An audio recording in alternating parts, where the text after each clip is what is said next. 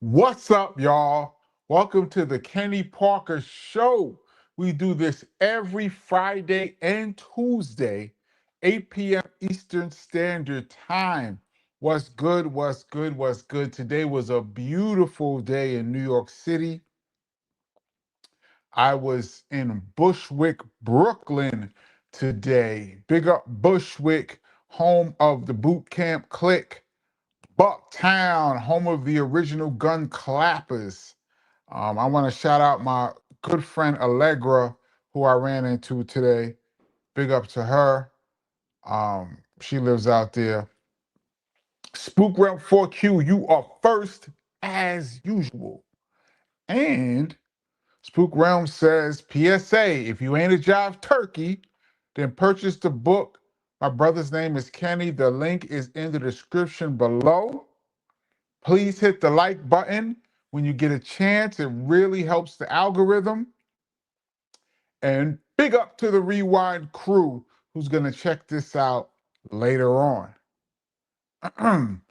And let me make this a little bit bigger so I can see.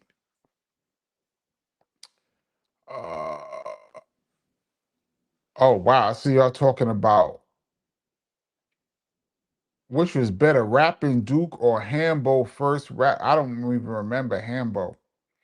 Rapping Duke used to get a lot of play in New York, though. Rapping Duke was a hit record. I have that 45 of Rapping Duke. I believe he was like an army sergeant, not a sergeant, but an army soldier. Um, Explicit, what's up? Y'all talking about Rapping Duke, Rapping John Wayne. Crazy.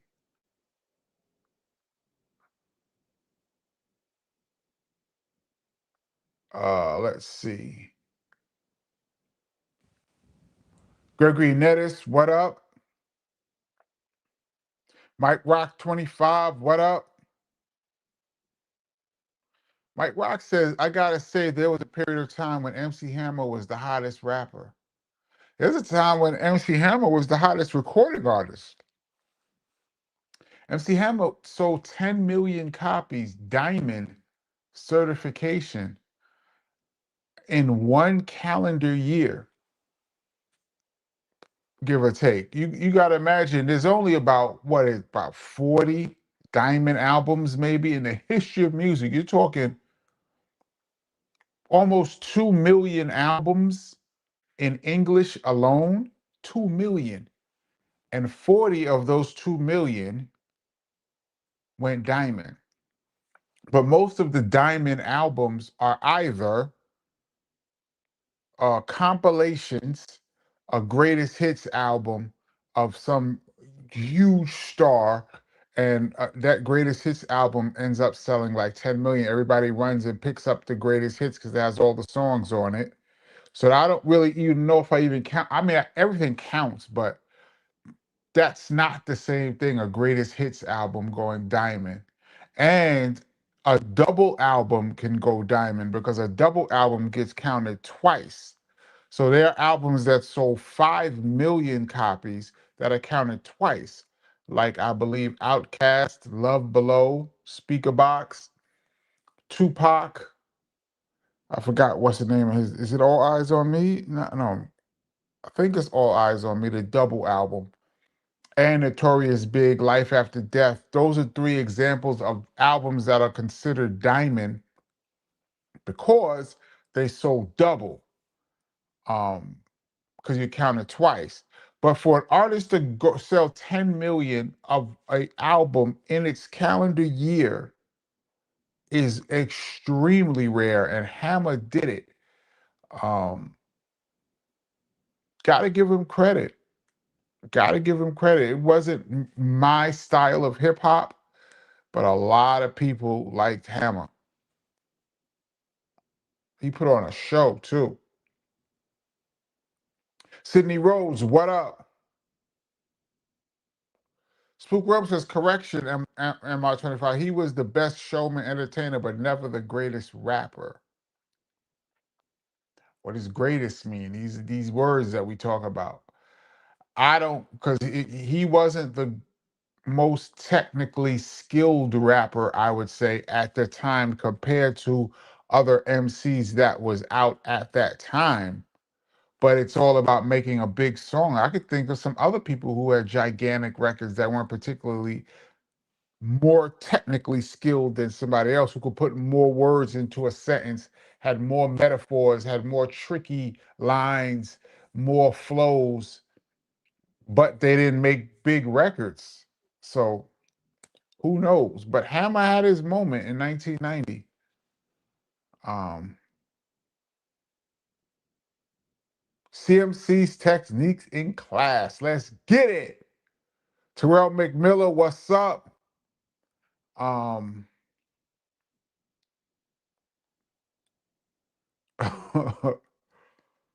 also something funny out here. I'm not gonna repeat it. Henry Cedillo, what's up? Rosmel, what's up? Percy Miller, Boogie Down BX, what up, though, from Detroit? Haven't been to Detroit in so many years. We used to do a lot of shows, not a lot, but a considerable amount of shows in Detroit. Um, Shows were always dope. MK Ultra, what's up? Cutie Pie, what's going on? You ain't been around in a while. Where you been? DJ Q Storm, what's up? Um, Sweet Goldilocks, what's up? Um, Canara, what's up? From South Carolina. We used to do a lot of South Carolina too.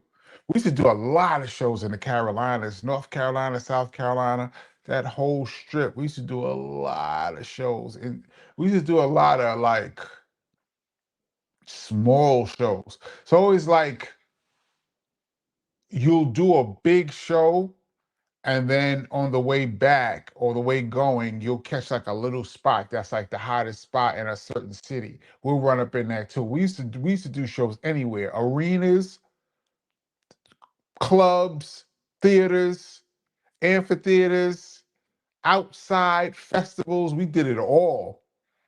And a lot of them shows were in North and South Kakalaka. Uh,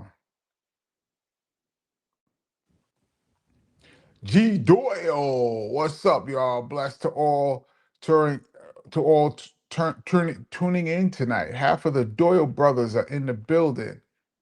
Um, let's see. MMA Crossfire, what's up? Reggie Johnson says, anyone remember Rodney Dangerfield and the fake Ronald Reagan songs? No, I don't remember. I mean, for some reason, Rodney Dangerfield having a record, it's in my mind. I don't remember. But fake Ronald Reagan, that's when rap was really, really, people will reach for like a novelty, trying to get some money. Every once in a while, it'll catch on. Views Reviews says, I met the Rapping Duke. He was part of one of the best shows I've ever seen. Rapping Duke, Joeski Love. Big up Joeski Love. I haven't seen him in a long time. Due to Pee Wee Herman. And he had Say Joe,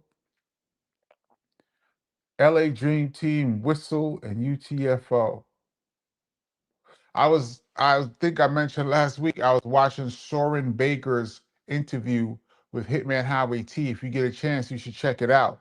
And he talks about his work with Whistle and UTFO. Really, Hitman Highway T really produced all of the hits from those groups, or had his hand in it, at least. Uncredited, no publishing. But it's an interesting interview. Gregory Netter said Vanilla Ice was hot also. Yes, he was. He went diamond too. There was three people that went diamond around that time in the calendar year. Vanilla Ice, I think he sold more than Hammer. Ice Hammer and Millie Vanilli.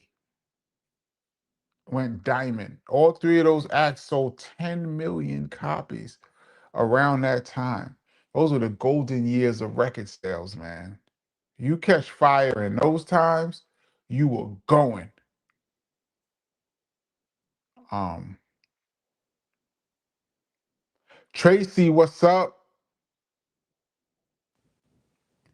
In plain sight says, "What's up, Kenny? Can you talk about Rough Rough?" I believe you're talking about the song on the Sex and Violence album. I did a whole Sex and Violence album breakdown on this channel. I did it about 2 years ago. My recollections of the album before the pre-setup for the album, what happened during the album, the times I was in the studio, the aftermath, everything. Please check that out if you get a chance.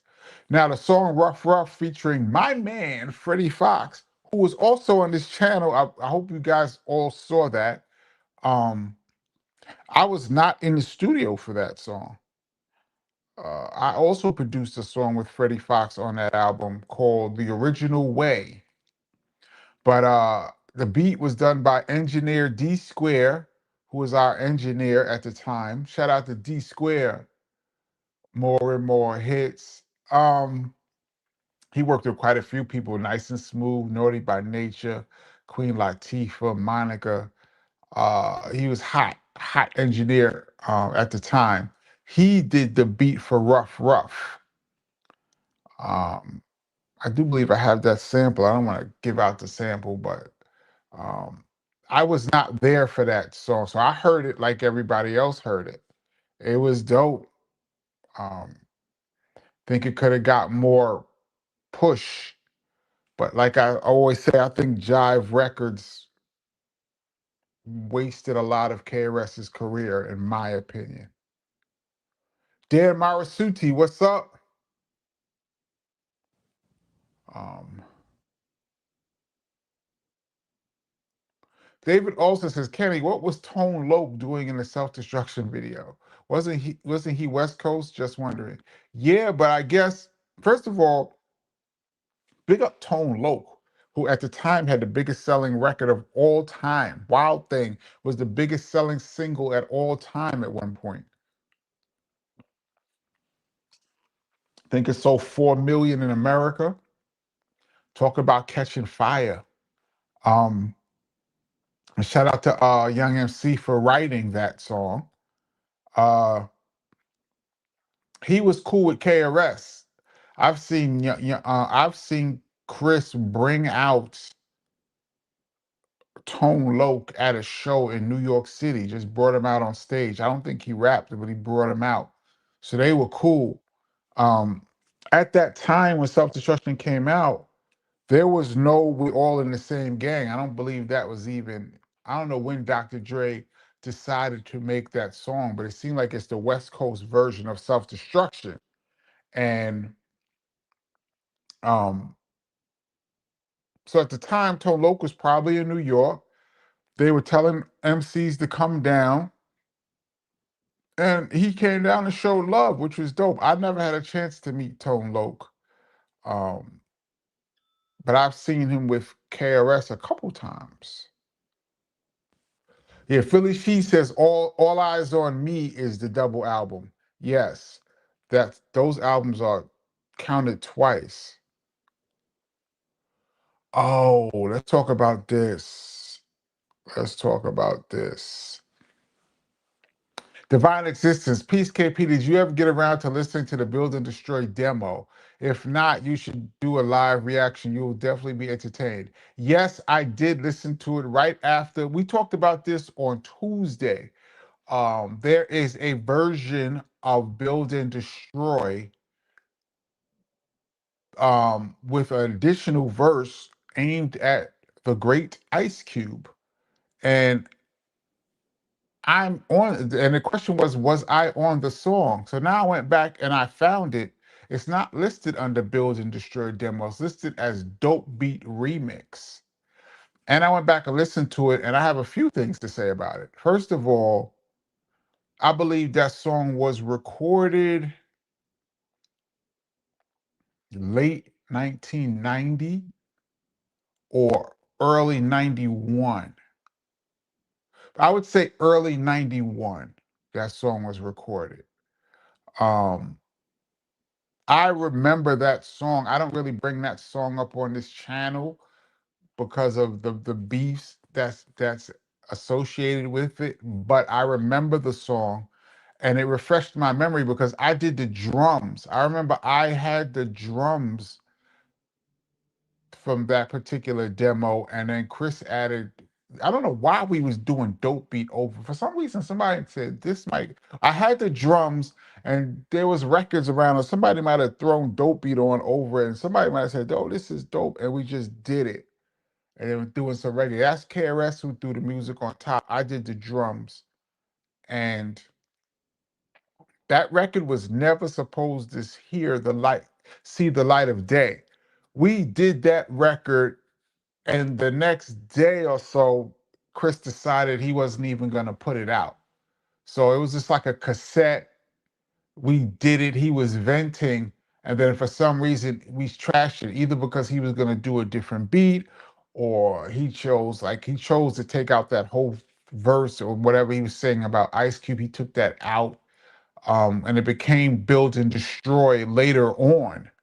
Different beat that I produced. He left the X-Clan parts in there, but he took out Ice Cube. And I don't know if it's because they spoke or he just, I don't know what the reasoning was, because we did that song.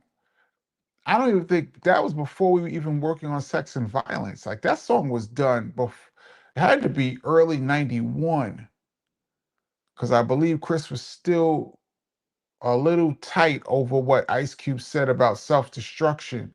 And that was like hot off the presses, but he chose not to put it out. And I kind of wish it wasn't on YouTube because that song wasn't supposed to be heard.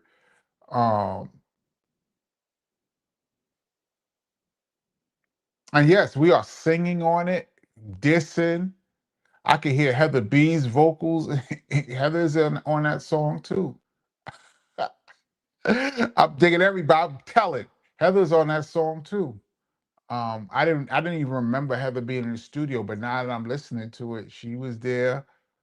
D Nice was there. Um, yeah, D Nice came into the studio while we were recording that. I don't know if his vocals are on it, but he came while we were recording it. Because I remember him asking me, where did I get those drums from? I remember him asking me that, and I told him, and he said, I had that same record too. That's what he said. I remember that. Um, Willie D is on that song. Willie D from BDP. Uh, and then, so I guess it was literally a demo that was never supposed to see the light of day, but for some reason somebody found it and put it up years ago. I had no idea. I have not heard that song since the day we did it. Um, I have not heard that song in 35 years. And so I was listening to it, I was like, oh, that's right. And it all came back to me. So this is a long-winded answer to this, but I was meaning to get around to this, Divine. Um, Thank you for bringing that to my attention. I don't know if it was you or whoever told me to go look it up on Tuesday, and I actually did that, and I was shocked and surprised that that record demo is up. And since I've mentioned on this channel that KRS and um, Ice Cube have spoken since that, not only did they squash that misunderstanding, as Ice Cube put it, but they're cool. And Ice Cube was one of my favorite rappers of all time. And he's in my top 5 favorite. And you say best, I said favorite. He's in my top 5 favorite of all time. And I think he's one of the best too. Uh, so I'm glad that record didn't come out because it would have led to more. You know what I mean? And at that time, Ice Cube, they had the lynch mob, and they was active. And BDP, I don't really talk about it a lot on this channel, but we was outside. I'm gonna say it like that. We was outside. So, and the attitude in the crew, not KRS per se, maybe him, but the attitude in the crew was, anything happens, people got to come to New York. You got to come to New York. So whatever happens, we'll see you in New York. That was the attitude that was going around the crew. I remember at that time. So I'm glad that a song like that never came out. And I don't know if Ice Cube ever heard it, but it's 35 years old. So that's a long-winded answer to your question, but I was thinking about this for a few days. Um, yeah, so that's the story behind it. We had like I don't, and I say this a lot on this channel, but for those that are new, we had so much beef in 91, 92. It was like just beefs that you know about, beefs that you don't. It was mad drama. People coming to our shows wanting, thinking that they wanted it. Um, Magazine articles, people sending messages to other people back and forth, and meetings. It was just a lot going on, and it kind of smoothed out by 93. Everything smoothed out, but 91, 92 was mad hectic. And I've posted videos on this channel about some of the beefs, and then in the comment section people be like, oh, y'all was only going to beef with PM Dawn, y'all wasn't beefing with any other groups. And I just let that kind of I let that stuff kind of slide. I just like that. If you think that, good. That's a good thing to think. That was 35 years ago. Dudes was way different than we are now. Um, but yeah, I've thought about this a lot, and I'm glad you brought it up. And now I'm way behind. So let me see. Let me scroll down a little bit. Um, hold on. Hold on. Hold on. CMC's techniques in class. Damn. Thank you so much once again for your contribution each and every week to this channel. And I say it again, you are much appreciated. Eric Sermon said in a live show in Europe that Vanilla Ice and Hammer sold millions of records, not hating, but they were branded the new hip hop. To a PMD, that felt completely disrespected then. I think in the mainstream, they were branded as new hip hop. They were new hip hop, but I don't think the hip hop community ever really embraced Hammer and Vanilla Ice. I remember that song Hammer had, which I liked. I think it was "Turn This Mother Out." When I think in the beginning he was going, "What? They say you not hitting in New York." He was addressing, and this is even before the big Diamond album. This is the album before. I think that went like double platinum or something. He was already addressing that he was hot, but they said he wasn't hitting in New York, and he was already addressing that. And at the time, New York was the capital of hip hop. So if you weren't being recognized in New York, you weren't recognized. That's just what it was. Um, but Hammer, like I said, he caught lightning in a bottle. He caught lightning in a bottle, and sold 10 million. And then he lost the money too, which is another cautionary tale. I would love to see him. I've seen him speak vaguely on it. I don't really look at a lot of interviews, but I've seen him speak vaguely on it. I would love for him to break down, because he said he had $30 million after that big album. I know he bought a big giant house and engraved H engraved all over the house. And then when it was time to sell the house, he had a hard time selling the house because he had H's engraved all over it and painted all over it. And he lost 30 million in like a year or two. And 30 million in 1990 is probably like 60 million right now. So that's crazy. DJ Q Storm, thank you so much for your contribution to the channel. It's really much appreciated. Thank you. Um, I would love to talk to Hammer. Never met him. Heard he's super cool, and I heard you didn't want no smoke with Hammer either.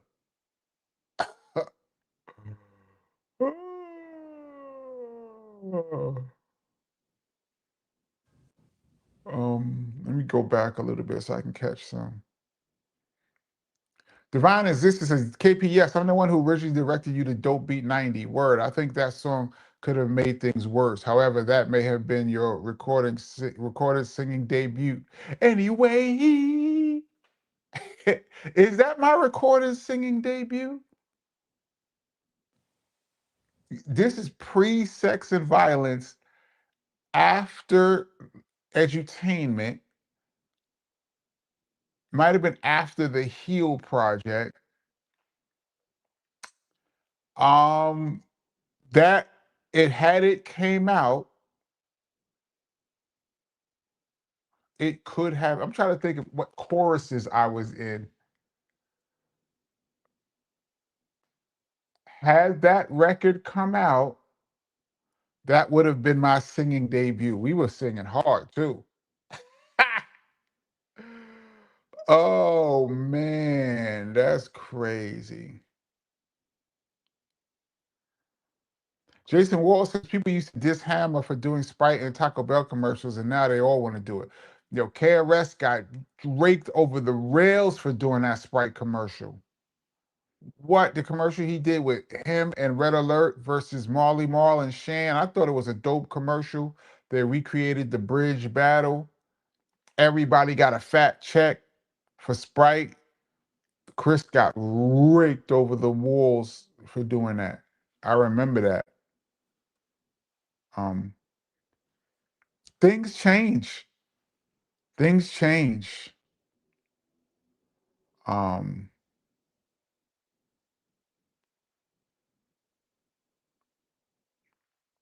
Jack Swagger, KP, that BDP album doesn't get enough love. Tote Guns coming in all day. One of my favorite BDP albums. Thank you so much. I really appreciate it. I dropped that album in 2000. When did it come out? 2012. We recorded it in like early 2011. It was supposed to be a mixtape, which morphed into like an album. It was supposed to be a mixtape for Europe, but then we got a deal. Somebody wanted to distribute it, so then I added a couple more songs that we had around. I had a couple more KRS verses. I mixed them, and we made it into an album. But thank you so much. I really appreciate it because I worked hard on that. Thank you. Um, Philly Sheed says, "So what you gonna do about that Hammer?" Yeah, I'm gonna turn this mother out. Yeah, that's actually um my favorite Hammer song. Turn this mother out. He was dancing his ass off in that. Oh. MMA says the house was the beginning of the end. I can imagine. Who knows what he paid for that house? But to buy a house and then customize it to yourself, and that means you think, things are gonna last forever. And he probably went into debt because I believe the second album, his third album, I don't know how many albums he had, but the one after Please Hammer Don't Hurt Him, the one with Too Legit to Quit, I believe that, and that's when he wasn't MC Hammer no more. He was just Hammer. I think that album sold like 4 million copies, which would be considered one of the greatest selling albums of all time. But coming off of Diamond, that I guess was considered a flop.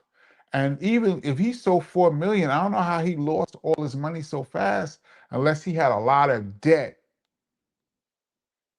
Because I mean, if you can borrow against money. You could probably. I'm not a money guru or anything, but I know if you got $1 million per se, you could borrow like 3 million off of it back, especially back in those days. So that's how a lot of people lost their money. If you have $1 million and taxes is half, you really got 500,000. But dudes was borrowing against the million because you always think more money is coming. I think that is the artist trap. When you're hot, you feel like it's never gonna end, and you feel like um your next joint is gonna be even bigger and better, and people are giving you stuff on consignment. And then when that next project comes out and doesn't do as well as the first one, and then all of the money becomes due, it happens every time. Every time it happens. I remember there was an artist that was signed to KRS when he was on. KRS was A&R at Warner Brothers Reprise for about a year and a half back in like the late 90s. And he had an act that was signed to him. And I remember the act got like a nice signing bonus. You know, you get what you get is a loan. So say a record company signs you back then, average year, say like 250,000. That is a loan to you that you have to pay back at a ridiculously low rate.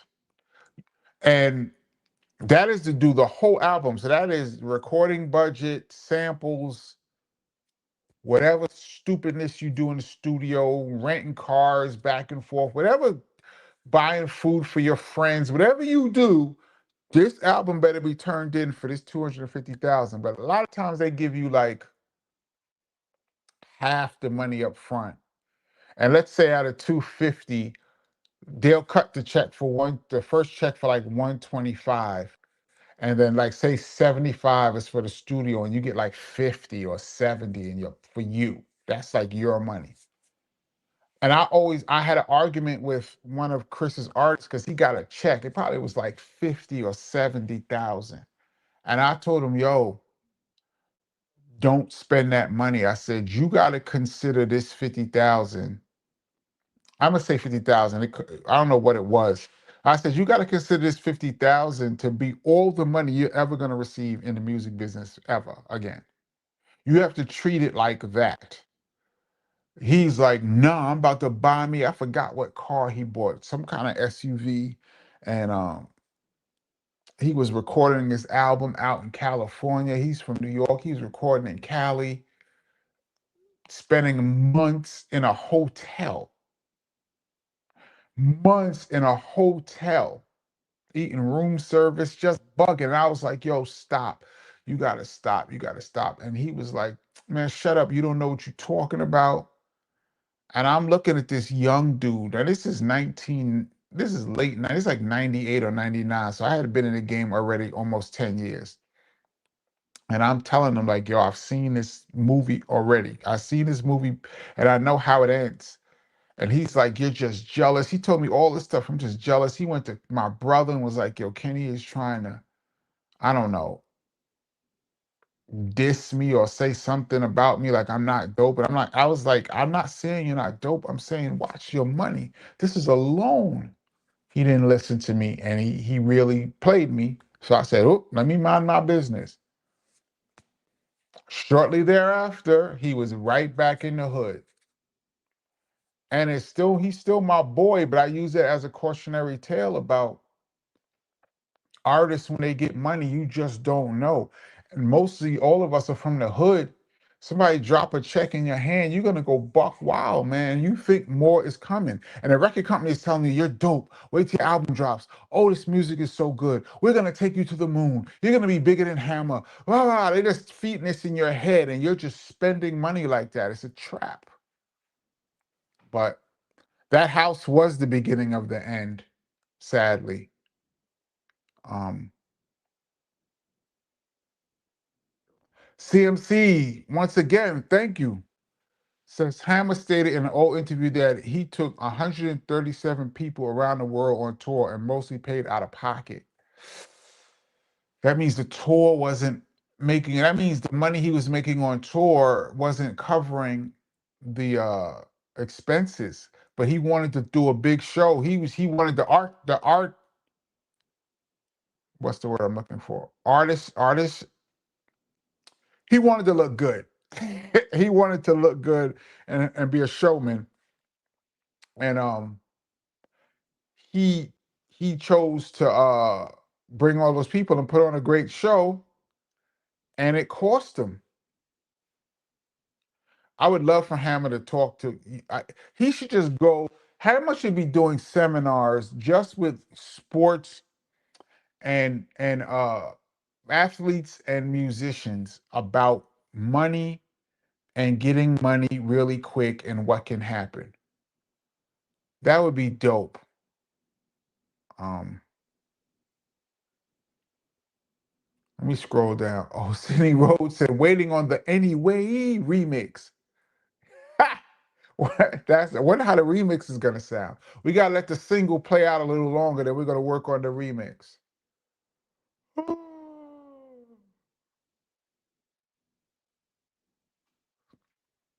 David Alston said they say you had to go through MC Hammer to do a show on the West Coast. Ask Third Base. They got ran out of LA. Yeah, I think I saw an interview with them. I don't know if you had to go through Hammer.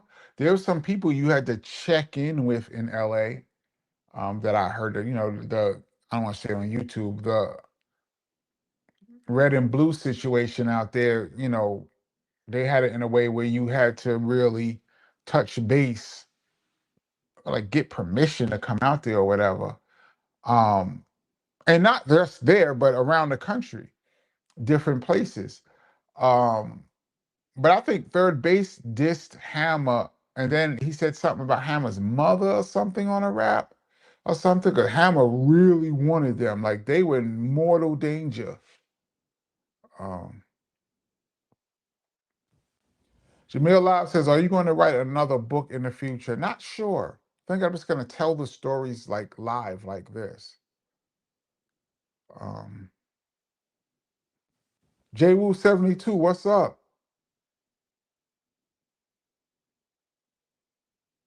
Jason Wall says, on the KRS-One album, I Am an MC, Are You One Too? Who's the guy he's talking about too in the studio throughout the record? I'm not sure. I was not in the studio for the recording of that album. Uh,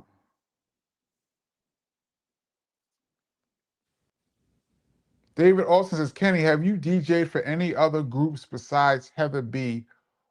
Or will you if the offer is good? Yeah, if the offer is good nowadays, I would. Back in the day, I wouldn't. I was the DJ for BDP, so I wouldn't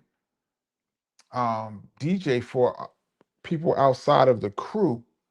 Um, these days, if the money's right, I would consider it. I've DJed for Mad Lion before, a show or two. Um, did a couple. I wasn't really Heather B's DJ. I might have DJed for her a few shows, but she had her own DJ. Shout out to Mal. Um, she had her own DJ, but I did stuff from time to time. But to answer your question, yeah, I would. Um,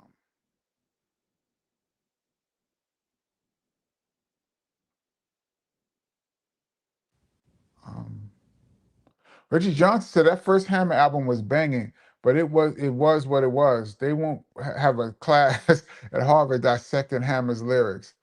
Yeah, he wasn't. Like I said, he was not. I don't even think he was trying to be, but he wasn't technically putting a lot of complicated words together, which is one of the reasons why I think he sold so much, because it's easy to digest for the masses. I mean, but he had his own style. You must say Hammer had his own style. He had a style that no one had seen before in hip hop. He was like James Brown invading hip hop. Crusher Blackwell says, I actually like the Dope Beat remix. I first checked it out 5 years ago on YouTube. Tight cut with Karis taking it to Cube and X Clan with Miss Melody and Heather B on the hook. Was Miss Melody on that record? I have to go back and listen to it because if Heather's on the record, that means, I mean, if Miss Melody's on the record, that means it was recorded in like 1990. That means the record was recorded even earlier than I thought. That would be 1990. So that mean that record was recorded even before the Heal Project came out, which means he had some lyrics for X Clan 2 years before it came out. And, you know, Chris was quick to respond to stuff that people say. I just didn't know because it came out on Sex and Violence, and that Bills and Destroy was like the last song that we did for Sex and Violence. So Sex and Violence dropped in '92. We did that song like months before the album came out. So he must have had those lyrics laying around for like a year and a half at least. I forgot all about them. I remember he did it. I remember doing that song. I remember stuff towards Ice Cube, but I didn't realize that the X Clan lyrics were already ready to go in 1990. Um, but like I said, I'm glad that that didn't come out. Me personally, I always say I'm not really a fan of beefs. I'm not a fan of beefs because I know where they end up, and I know the amount of close calls that happened that you don't even hear about. Even with BDP, there was some close calls, man, but things could have really got out of control quickly. And I'm just not a fan. Jay Wu says, "Yo, Kenny, that Dope Beat remix 1990 was fire." Yeah, shout out. I did the drums on there. That is a KRS One project. But it was after Section. It couldn't have come out because it was after Edutainment. And so it would have been for an album coming out in 91. And in 91, the Heal Project was the main focus. So maybe by the time 92 came around, Chris, maybe he had already spoke to Ice Cube, or it was over. I'm not sure. I don't remember how that resolved itself. But it resolved itself. Uh,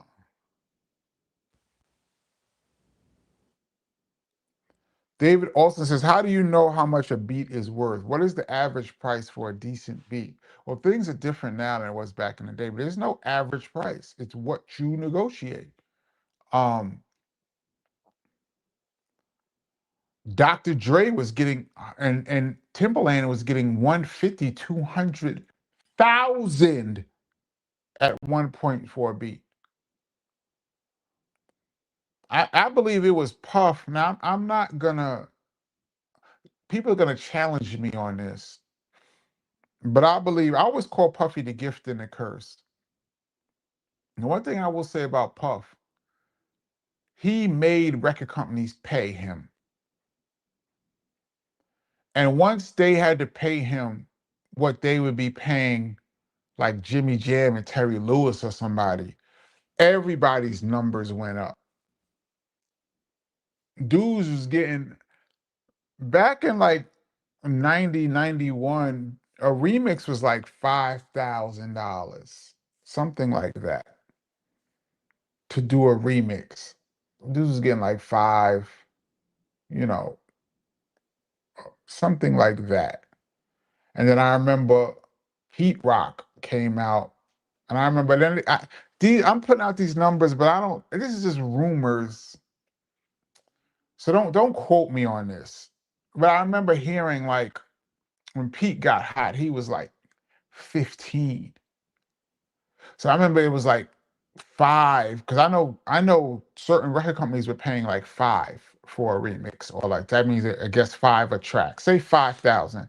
Then I think Pete Rock got hot and he was like 15. And everybody was like, "Whoa, Pete Rock is getting 15." Now don't quote me on this because I don't know what Pete was getting. This is what I heard. I hate talking about what I heard on this channel because it's not factual.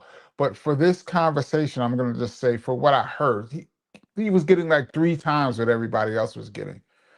Then I remember, do y'all remember the Jizza song um, with Method Man on his first album, the second single, Shadowboxing?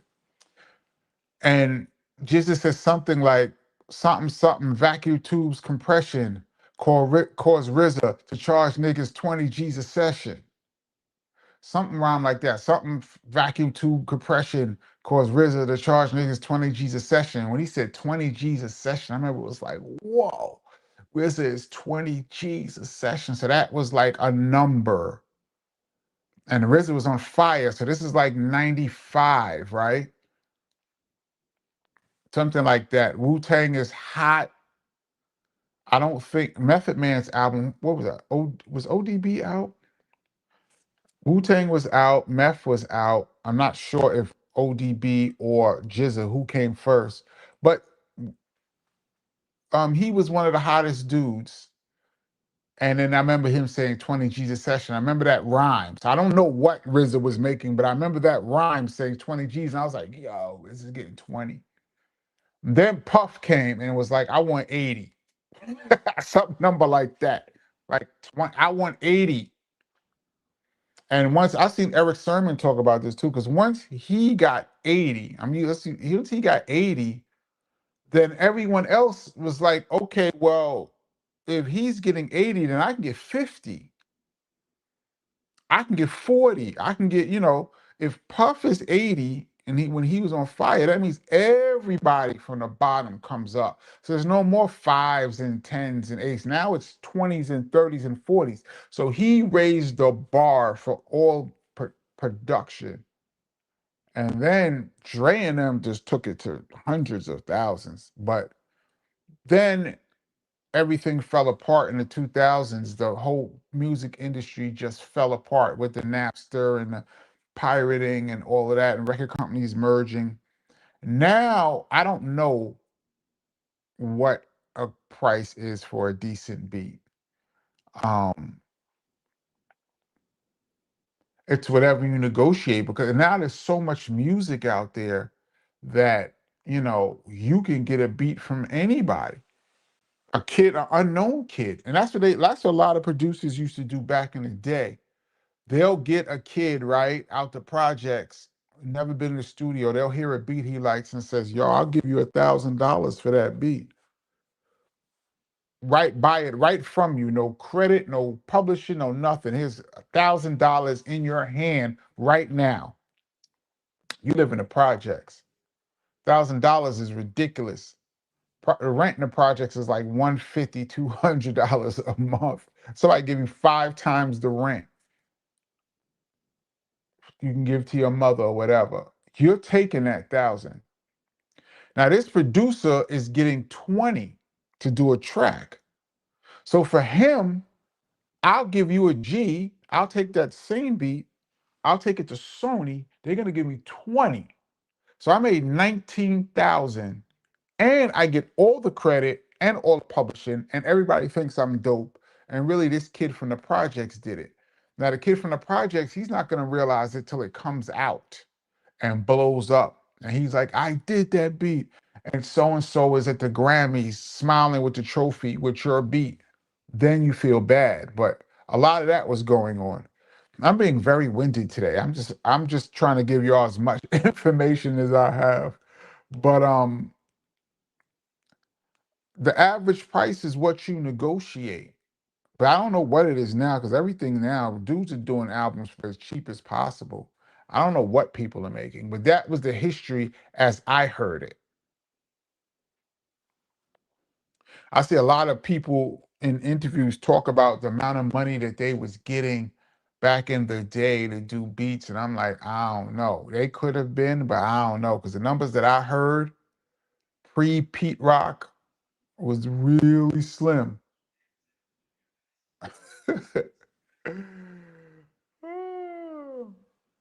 Right. Explicit said, "Did you meet Shaq? I could have sworn he had a song with KRS. Yeah, isn't there a song with Shaq, Chris, and Biggie, and like a bunch of people on it?" I never met Shaq. Chris told me that Shaq came to his office when he was A&R at Warner Brothers with trying to sign a group. He said he had a whole meeting with Shaq. Shaq was in his office. I've seen Shaq in person, but I've never met him. This is Shaq from Orlando, Orlando Shaq, but pre-Laker Shaq.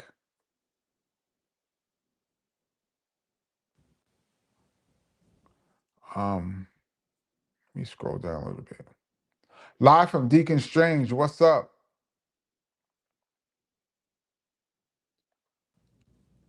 Pluto no DC? KP, how did you feel about mixing of hip hop and house in the 90s? I didn't like it at all. Do you play house at all? Now I do a lot. Back then, not at all. I was not a fan of hip house. Matter of fact, I only liked one hip house. I liked one and a half. I liked the godfather, the grandfather of hip house records, Jungle Brothers, I'll House You. That was dope. And then all the rest of them I wasn't feeling. I liked Queen Latifah. Don't make me wait, come into my house, give me body. Um, Shout out to Queen Latifah. Shout out to the Safari Sisters. Shout out to my homegirl Al. Um, that's my peoples. Um, I like that. And I think I like KY, Stomp. Yeah, that's the idea. I don't know if that's really hip hop house, or is that like a house record? But I thought that was cool. And I used to see KY's in New Jersey out and about. He's cool. But to answer your question, I wasn't really feeling hip hop house music at all back then. Now I appreciate it more. Oh yeah, Dan Marasuti said the end of the gas space. Pete says, "Yo, Hammer, the cactus turns your mother out." Oh, I didn't hear that. I don't remember that part. Oh, and the rest is history. Yeah, Hammer was not feeling that, and it caused a lot of problems. That caused a lot of problems. Um,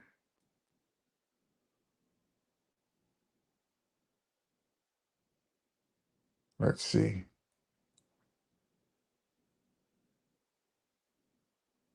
Yeah, I saw this too. Redman joked on Hammer's moms on Funky Uncles on There's a Dark Side. He said Hammer checked him at the last MTV Raps. Third base dissed him in the gas face and was kicking the big Hammer over in the video. I remember that because Hammer dissed Run DMC.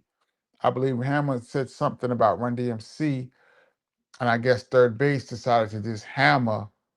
But nobody knew Hammer was about that life until you come out to Oakland. That's what I say. When you come out to another person's town, man, it could be real. I don't know if I should say anything else about Hammer on this channel. I love you, Hammer. I don't want any problems.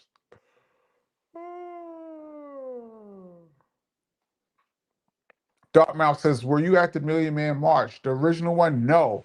We had a show, and I remember we were driving back from probably North Carolina, and we were going on, I forgot what the highway is. It could be I-95. I forgot what the highway is, but it's like elevated going through DC. You can see like the capitals and all of that. And we saw the aftermath of the Million Man March. I don't know if it was still going on or whatever, but you can see the Million Man March from the highway. It was so many people. So we actually drove past the Million Man March, but we weren't there. We had a show. I remember that. MMA says Oaktown 357 was Hammer's group. Yeah, and a couple of them came to a BDP show. They were cool. Rosmel says, I'm not a fan of beefs either, but I do understand why controversy sells. It always, sex and violence sells. That was the theme of the BDP, that album. Sex and violence sells in America. But people always get hurt, man. And people always talking about as long as they keep it on wax. It never stays on wax. It's never just on wax. Never. Even the beefs that you heard about that you think were on wax, behind the scenes, there was a lot going on, man. And it'd be crews and entourages. It don't necessarily be the two MCs. It'd be the entourages that meet up somewhere and it'd be problems. Believe me, I've been in enough beef situations to tell y'all it's real. It's all real. When people see each other, it could be a real problem, man. And I'm not a fan. Yeah, Philly She, this was the line that caused the problems.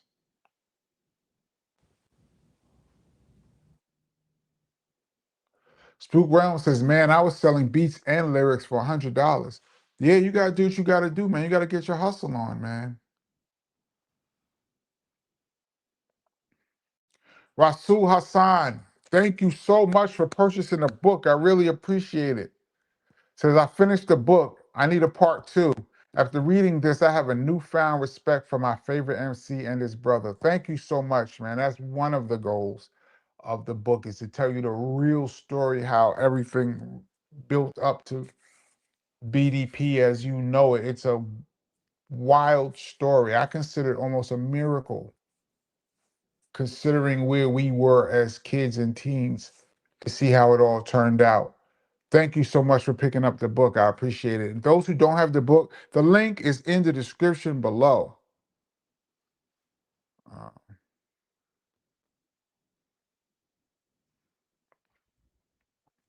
Divine, you got some good questions today. KP, what is the most important thing you've learned in relation to writing and releasing a book?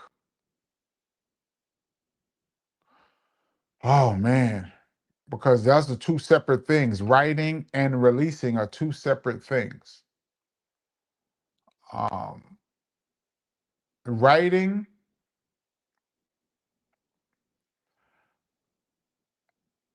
at some point, you have to put it out. Meaning you can sit there and go over the book and read over and make edits and changes and add this part and keep rewriting and rewriting. At some point, you just have to put it out and let the people decide what it is. There's things right now in my book that I'm thinking I could have said this line right here, or there's a piece that I forgot that would have been dope had I added it, but I didn't. But at this point, you just have to let it go. Um, Especially a book about writing about your something personal to you. Um, you can agonize over it, but at some point you just gotta let it go. Now, releasing a book, promotion is everything. Um, if people don't know the product is out, it doesn't even matter if it's good or not. That's with any entertainment, but promotion is the hardest part, because once you write it, once you have it, now you gotta find a way to let people know it exists. I'm still promoting. I'm gonna be promoting forever. Um, Mark Thompson says Old Dirty and Ray came out before Jizza. Nah, nah, I don't think the Purple Tape came out before Jizza.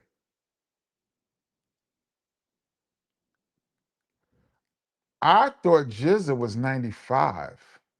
It could be. I thought the Purple Tape was 96. I could be wrong.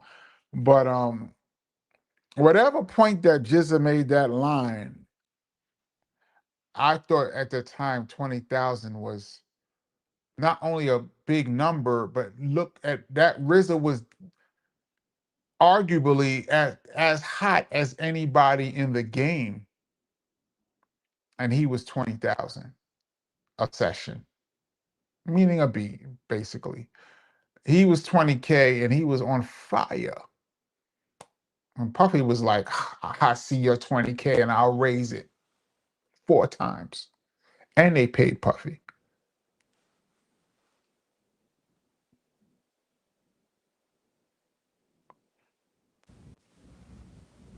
Um, Emma Brown, what's up? Hey, KP, hey, chat, hey. Um, let's see. CMC says DJ Premier had to be making a grip back then. What do you mean by back then? In pre or post Puffy? Is what I'm saying. There's a pre and post Puffy era as far as money is concerned. I'm not going to go into the whole thing, but I can go through the whole my theory. I can, I'm being very long-winded today, but I could break down my whole theory. But I do believe there was a pre and post era of money in hip hop with Puffy. He raised the stakes of everything. When he got hot, he was like, y'all gonna cut these checks. Um, and he did a remix for KRS, so I know He did a remix for KRS in '97 for "Step Into a World," so I know around what no, I don't know, but I have a feeling of what was going on based on the conversations I heard. So there's a pre and post Puffy era. Jason Wall says in '87, '88, did people offer KRS money to do a verse on a song, like a posse cut or something? Well, people didn't really do a lot of verses on the songs. You gotta look at '87, '88, everybody was basically with their own crews.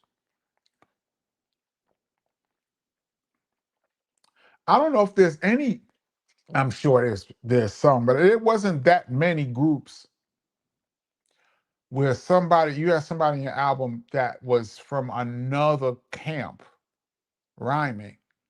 But I do believe like KRS did Steady B in '88. Steady B was also on Jive. But knowing KRS and Jive, you had to pay KRS. I mean, KRS has done a bunch of stuff for people because he felt like it. Like if he feels like rhyming on your thing or you're a friend, he'll do it. But knowing that, I don't know for a fact, but knowing that situation, I believe that Jive paid KRS to do Steady B. He did the track too. But in '88, KRS was on. He did Just Ice. He produced the Just Ice album. That's his friend. That's his good friend. Shout out to Justice. He was on this channel. Please check out the interview. But Sleeping Bag paid KRS to produce. I know KRS got money to produce, and he might jump on a song. Um,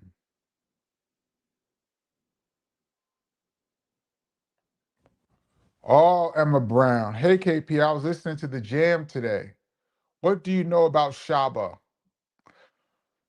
Emma's gonna make me do my Shabba impersonation on here, y'all. See, I wasn't gonna do it, and y'all say my Shabba impersonation is terrible. But Emma Brown is gonna make me bring it out. Emma Brown, I have a Shabba impersonation on this channel, and because of you, I'm gonna do it. Let me finish this. Did KRS ever consider working with legend Buju Banton? Not sure about that, but of course we did work with Shabba. The jam went to #1 on rap hip hop Billboard rap singles chart. Um, Last time I saw Shaba, he said to me, "Where's your brother? Where your brother?" That's what he said. Where your brother? That's my Shaba impersonation. I think it's incredible. I've gotten a lot of heat for it on this channel, but I think it's as close to Shaba as you could possibly get. Where your brother? So to answer your question, Emma Brown, we know a lot about Shaba. I was in the studio when they recorded the jam. Actually have a behind story on that, but I'll save that for another day. But I was in the studio when we did the jam, and I was at the video. Um, I may or may not have got a cameo in that video, but I was there. Shout out to my girl Big Les. Her and her crew was there dancing in the video. Um, Shout out to Josie. Yeah. Shout out to Bobby Simmons on the remix. The video version is the remix of the album version. I think Shaba won a Grammy that year. Let me scroll down a little bit. Tybo said it was Be Real, Ice Cube, Shaq, and KRS. Oh, okay. I thought there was a song with Biggie and Shaq. I thought Chris was on that, but okay, that's the song. Look at that. Ice Cube and KRS did a whole song together. See, that's what I'm talking about. That's why I'm glad that song was never released at that time. Mark Thompson says Hip House was whack. You know, I don't like to use the term whack around here. I'm going to say it wasn't for me. There's people that liked it. It wasn't for me. Um, Jacinto, sorry if I messed up your name. Jacinto, have you heard of, and thank you so much for your contribution to the channel. I really appreciate it. Have you heard of, and if so, what do you think about Killer Priest, a Wu-Tang affiliate? I used to see Killer Priest out, like I talk about a lot on this channel, how much I used to hang out. Too much, dangerously too much. I used to see Killer Priest out and about. He's actually on a song with KRS. There's a song called Five Boroughs, which was Willie D's idea. Willie D of BDP, rest in peace. He's on a song called Five Boroughs, and I believe Killer Priest is on that song. I used to see Killer Priest out and about. Cool brother. Um, what do I think of him? Cool brother, dope MC. Big up Killer Priest.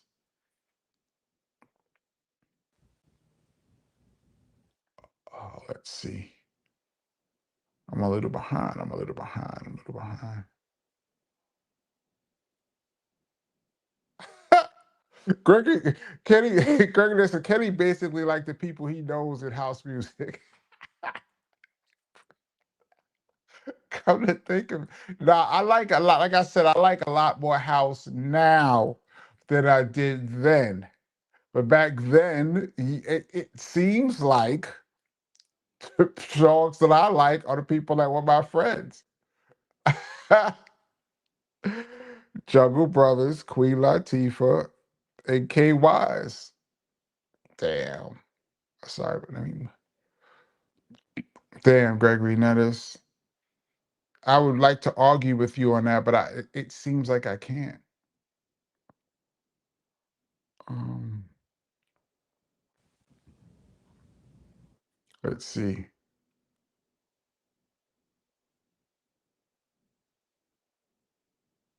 D Nizzy says Hammer was gonna whop DJ Envy ass on Hot '08. And Hammer was real, man. Hammer was the real deal.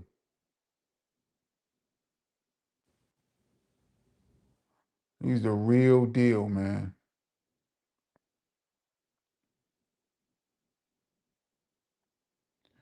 Emma Brown says we're all in the same gang was the video Q was referring to when he said, and then I see you in the video with Michelle A.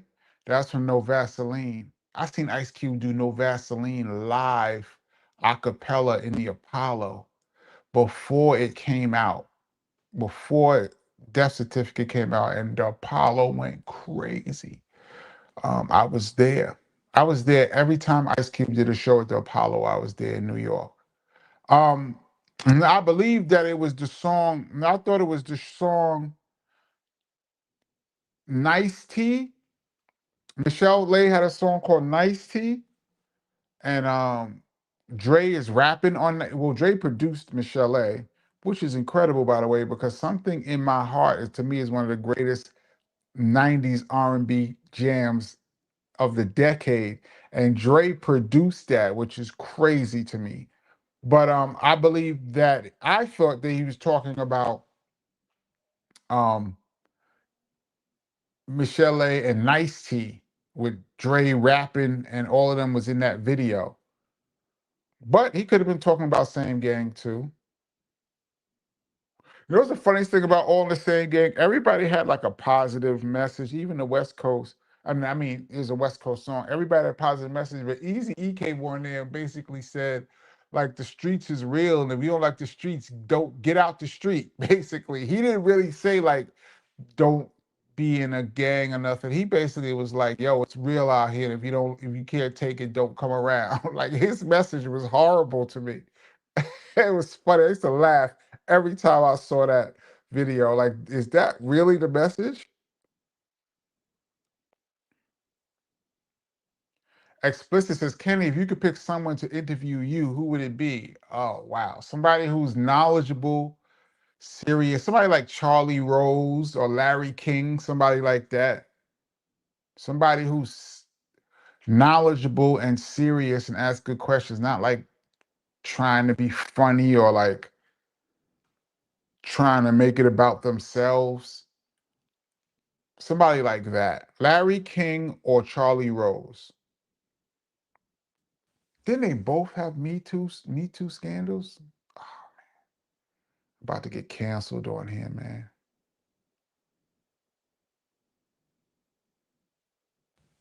MMA says Chuck KRS and Kumo D in the same video didn't happen every day. Yeah, that was a very, at that time, when they made that song Rise and Shine, that was a rare record.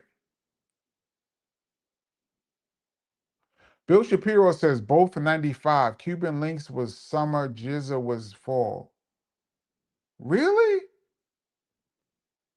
Wow.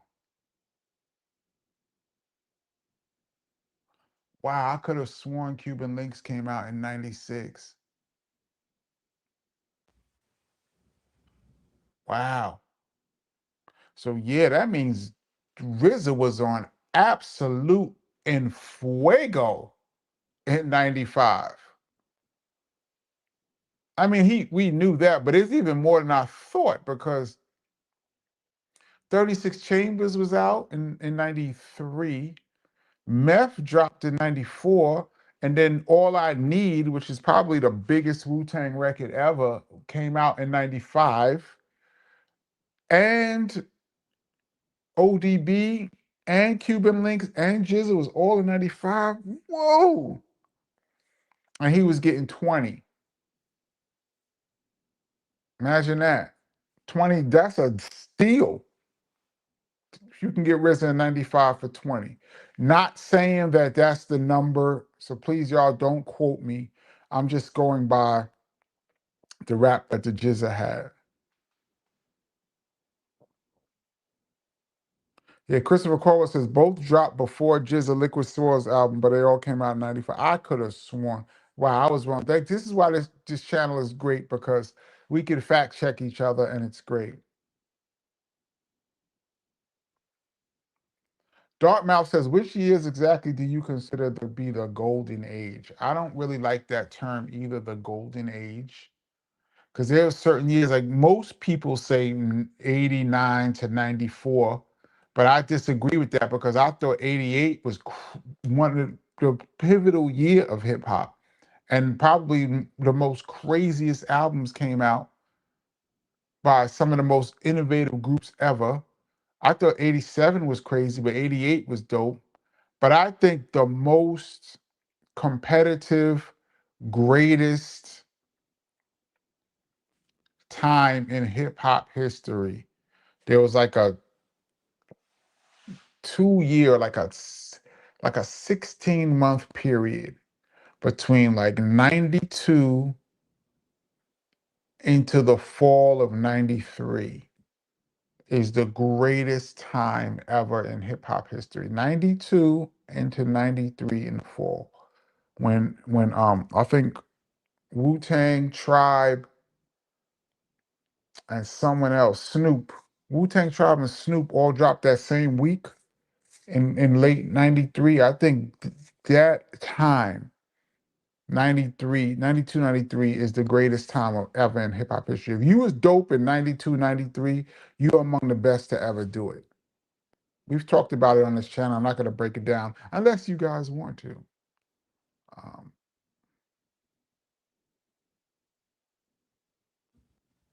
let's see.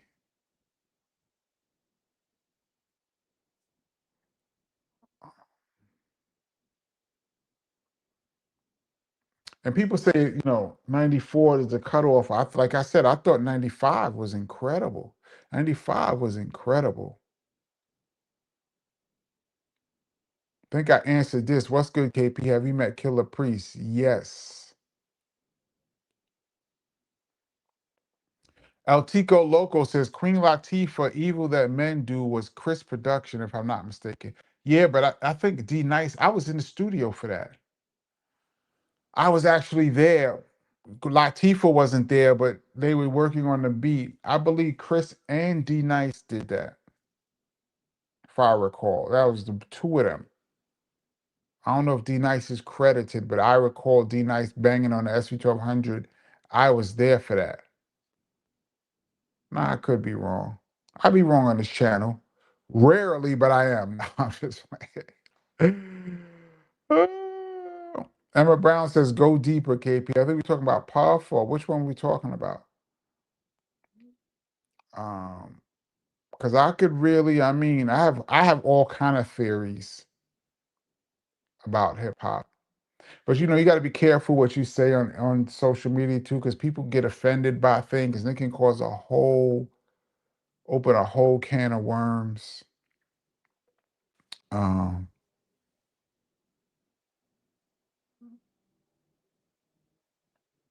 Joey Joe says, if you love hip house, if you think it's whack, then you haven't heard good hip house tunes. No, I think there were dope hip house records back then. I just wasn't into it. So I used to hear it and used to be like, ah. But now later on, as I DJ more and I've expanded my palette and I went back and listened to some of these records that people were moving to. I'm like, oh, I could see why people like this. There used to be a club called Nell's in New York City, a famous club. That's the same club where Tupac had his incident with the young lady, which he got in trouble for. I went there for a second with D Nice. Me and D Nice went to Nell's. We went in there. We walked in the door. We was there like 5 minutes. They was playing house. This is like 1990. So house was probably dope. We walked in there. They was playing house. We left in like 5 minutes. But I'm out of here. We was literally in there 5 minutes.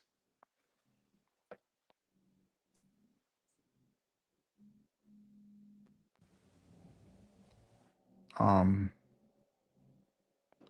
Mike Rock says No Vaseline was one of the dopest disc joints. Yeah, that record to me kind of like broke up NWA, kind of. Jack Swagger says basically Kenny's hip house favorite records were Native Tongue records. Y'all know I love Native Tongue on this channel, so I'm biased, but it seems that way. Bug says members of NWA were in Michelle A's Something in My Heart video, which was a soldier. Okay, it was that. I thought it was Nice T. Because I know Dre rapped on Nice T, but it could be Something in My Heart too. But he was in a few. I mean, he produced him and he produced Michelle A, and that was his girlfriend. So um he was trying to get her hot, but Ice Cube wasn't feeling it.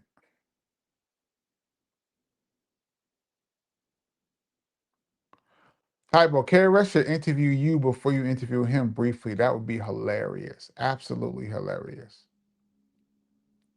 Yes, Patrick Y. Where your brother?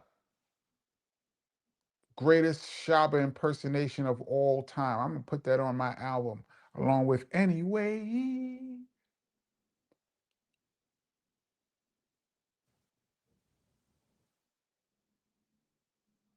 Um, oh, Philly She says Iron Man Ghostface was 96. Wow, man, my year is, I could have sworn that Purple Tape was later. I can't, maybe I got on it late. Gangsta's Paradise was 1995's biggest selling single. Yeah, I can hear that. I can hear that. Um, I'm not too far behind, actually. DOM says 92 to 94 was a very special moment in rap. I think it was the most special. The most special.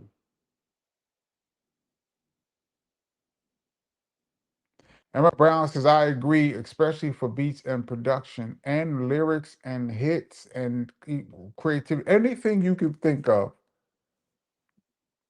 92, 93. I go 92, 93. You can even go 94. But I'm going 92, 93 was just so, the competition was brutal. It was like blood sport.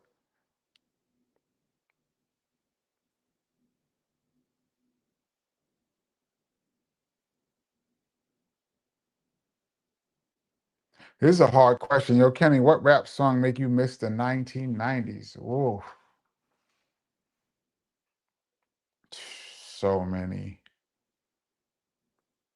I could pull out a bunch of Native Tongue. I could pull out the Chronic. These are albums that I listen to so much. Um, but there's a lot. That's a hard question because it's like depending on what I was doing at the time. But yeah, that's a tough question. I'd have to really think about that. Like to really be specific. But it probably would be either be a native tongue record or chronic album. Cutie Pie says that was a smooth anyway, KP. Thank you so much. I've been practicing it every week for like 2 years.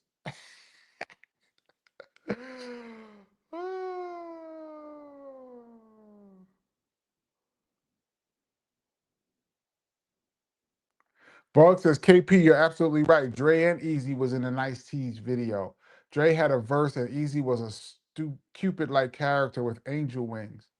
Yeah, I think that's what Ice Cube. I think that's what he was talking about, but I'm not sure.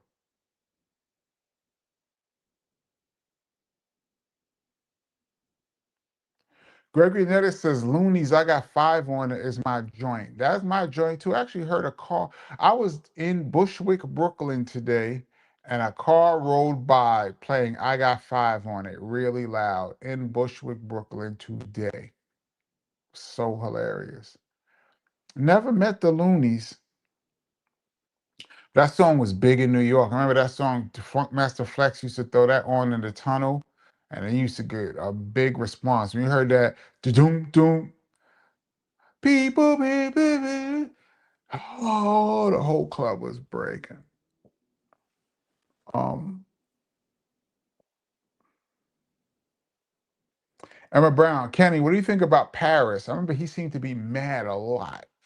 Have you ever crossed paths and it feels so easy that KRS could have worked with him that I'm not aware of?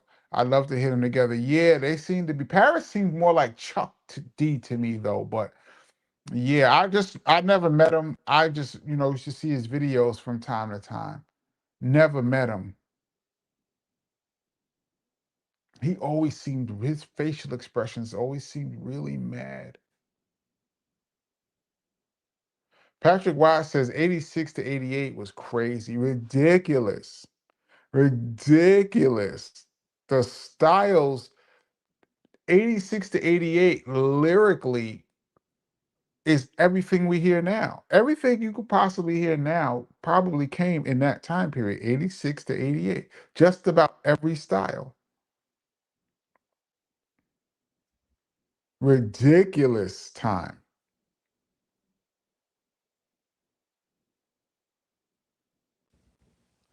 CMC's 93 Till Infinity, Souls of Mischief. Yeah. Big up to the Souls of Mischief. That's my people. I did a whole breakdown about what is it called?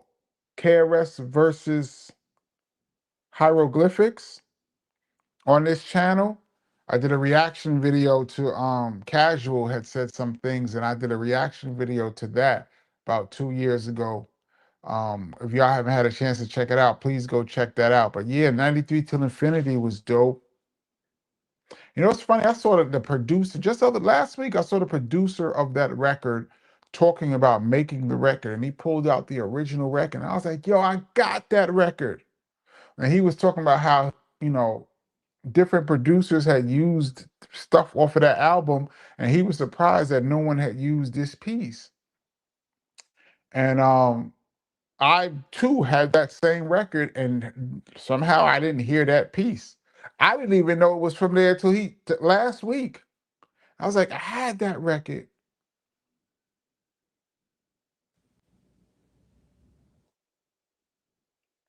Gurgi Netter says, Crisscross Jump, Jump at Me, Mr. 90. That was a big record, man. Number one.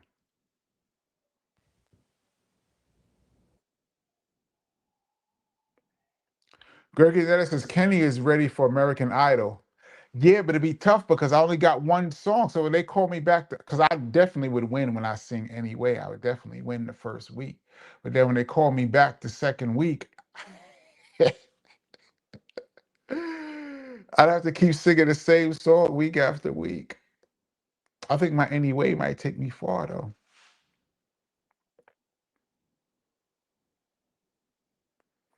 Dartmouth says Boys to Men or Jodeci, and are you sure about that?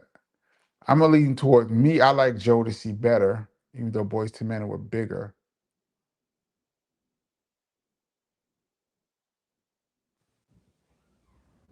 Gurky Netta says Crisscross Jump Jump was big in New York. 6 weeks at number one. It was big everywhere. That was the number one record in America. Shorty Blitz says peace. I believe the most complete golden era was 85 to 95.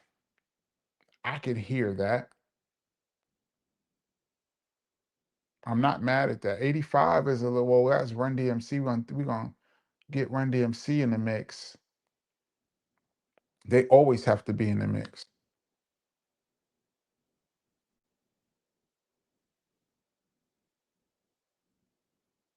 Joey Joe says, I owned that Billy Cobham album growing up, and I knew about the sample Sped Up before Souls of Mischief sampled it. Some reason that went right past me. I don't know what I was listening to. I think Biz put me up on Billy Cobham. Shout out to my brother forever, Biz Marquis. I miss you so much. I think he put me up on that album.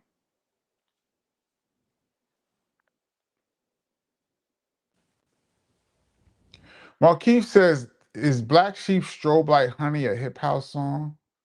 I don't remember how it goes right now. Is that the one where they used doom doom doom doom?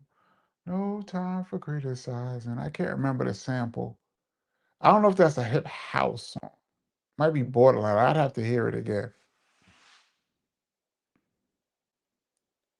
Emma Brown says, yeah, it could be house. I'd have to hear it again. I was not into house, man.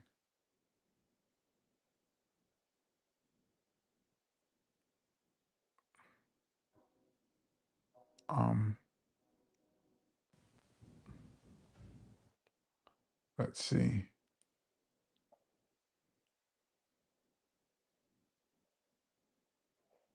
I wish I had met Paris.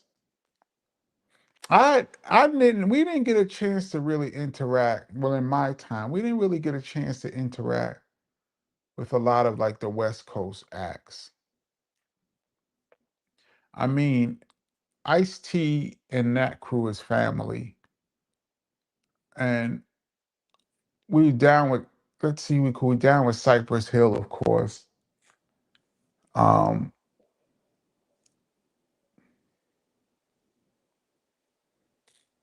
Souls, I was cool with Souls of Mischief. They weren't jive. But there's not a lot of groups from the West Coast that we really interacted with that much back in those days. I'm trying to think. Outside of Ice-T, I'm sure I'm missing some people, but back in the 90s we didn't really interact with them that much. Explicit says, Kenny, what did you think about Bone Thugs and Harmony? That they were okay. I love Crossroads. It's one of my favorite records of all time, rap records. The video was great. That remix, that's one of the greatest. I'm gonna put in my top 5 greatest.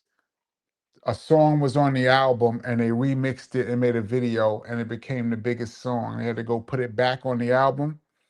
Like a song that remixed and was so big, they had to go and put it back on the album and it blew up the album. I would think that's one of the greatest, along with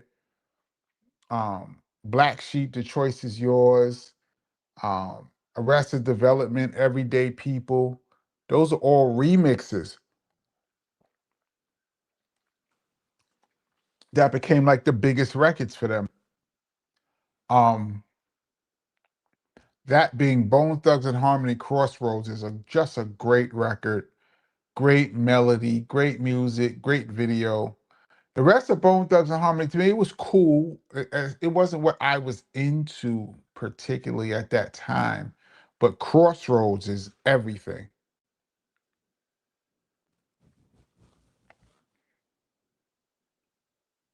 Sydney Rose says Percolator is the only real house I know. Percolator is huge. Time for the percolator. Christopher Cole said they had the SOS band sample. Take your time, do it right. Yeah, it had some other stuff in there too.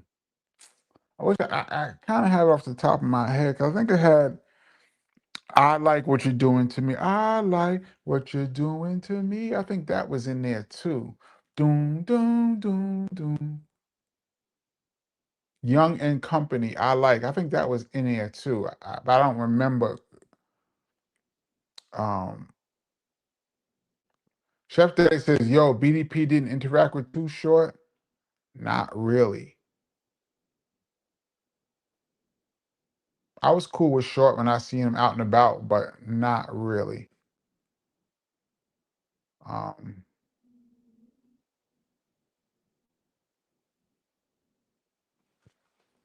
I'm trying to think because outside of Ice T and Be Real and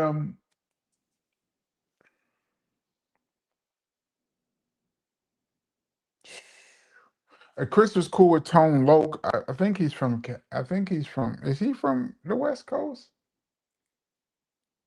So I'm trying to think of the Oakland. Oh, Digital Underground. Ah, Digital Underground for sure. Um, they're up there too. We rock with Digital Underground hard. Shout out Money B. Shout out DJ Fuse. Shout out Pac. Shout out um, to the great. Rest in peace to the great Shock G.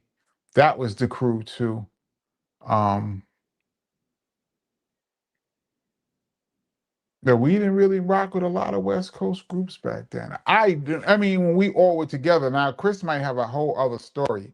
I mean, he was on a whole different level of people speaking to him. But we didn't rock with like NWA or none of these people. Not in my time. Sydney Rose says, "Is Luke Doodle Brown house?" I would say no, but that record was huge in New York, man. Oh, that record used to tear the tunnel down. Be like 5 minutes of just pandemonium, and then everything would go back to normal. As soon as you heard "Don't Stop," Doodle Brown, pandemonium. Dudes grabbing girls, throwing girls up in the air, literally throwing them in the air. If you was a girl in the tunnel, Doodle Brown came on, you need to get to the wall or get out because dudes were just acting a fool. A lot of girls were acting a fool too, but it seemed like a lot of girls wasn't really with it, and they just kind of got caught up in the mix. Like the things to me, the things that happened when Doodle Brown was on in the tunnel by today's standard would be criminal. And I was there, I saw it.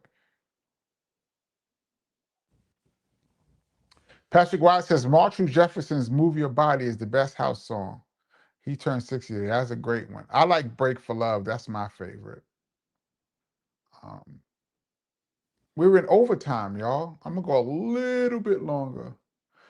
For those that's new to the channel, we do this every Tuesday and Friday, 8 p.m. Eastern Standard Time. Big up to the Rewind crew who's gonna check this out later on. Um, John Dixon says "Too Short" was on D Nice's second album. Ah, by the time D Nice's second album came out, he wasn't really in BDP like that. But I'm sure they're friends. Um, I'm talking about when I say yeah, D Nice is probably cool, interacted with Too Short. I'm gonna put D Nice to the side because he is BDP. He is like I said on Tuesday, he is an original founding member of BDP. But by 92, 91, 92, he was no longer in the group. And I was in the group. So in that time period, we didn't really interact with Too Short. Now he might have. And you know what's banging? The Ghetto. Too Short song, The Ghetto. That record was banging. Mr. Rock. We did shows with Too Short. Yep.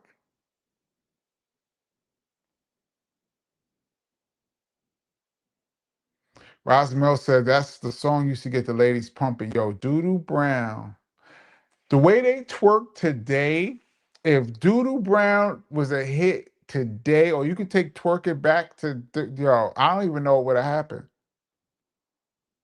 Um, I don't even know what would have happened because that it was about the tunnel was hard.